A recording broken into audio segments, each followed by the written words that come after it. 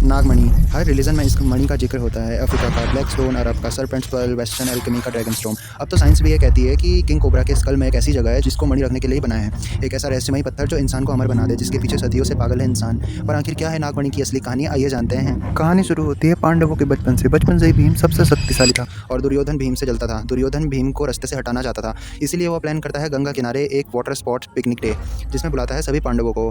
पूरा दिन पांडव और कौरव एक दूसरे के साथ खेलते हैं और थक जाते हैं। फिर दुर्योधन उन्हें खीर पार्टी देता है। खीर इसलिए क्योंकि भीम की खीर फेवरेट थी। दुर्योधन भीम की खीर में कुछ स्पेशल मिलाता है, कालकूट, ऐसे नाग का जहर जिसकी एक बूंद 10 हाथी को मार डाले। खेल कूद करके भीम 2 कटोरी खीर पी जाता है। भीम बेहोश होकर गिर जाता है। दुर्योधन भीम को रस्सियों से बांधकर गंगा में फेंक देता है। अब आता है ट्विस्ट, भीम की बॉडी हैवी थी। वो गंगा में इतने गहरी डूब जाती है कि गंगा के नीचे अर्थ के क्रैक से होकर सीधा पहुंच जाता है नागलोक में।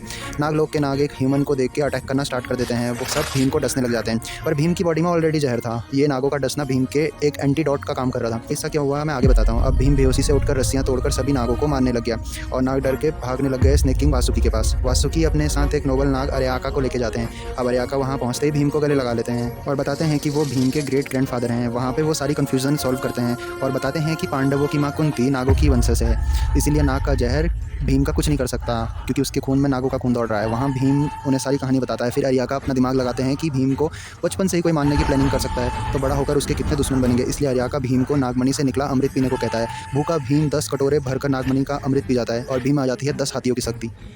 आर्याका भीम को नागमणि के बारे में बताता है कि नागों को हजारों साल के तप के बाद नागमणि की शक्तियाँ प्राप्त होती हैं। नागमणि में बहुत सारी नॉलेज भी है, पर अगर कोई इंसान इस नागमणि को चुरा लेता है तो उस पर श्राप लग जाता है। नाग चुराए हुए नागमणि का बदला हमेशा लेता है और फिर वो भीम को वापस धरती पर सही सलामत भेज देते हैं। पर नाग अब बहुत घमंडी हो चुके थे कि नागों की पुश्तें तो अब भी इंद्रप्रस्थ में भी राज करेंगी। धरती के नीचे भी, धरती के ऊपर भी सिर्फ नाग ही होंगे। उन्हें ना तो कोई हरा सकता है, ना कोई मार सकता है, क्योंकि उनके पास तो नागमणि है। पर नागों का एक घमंड एक ग्वाले को अच्छा नहीं लगा।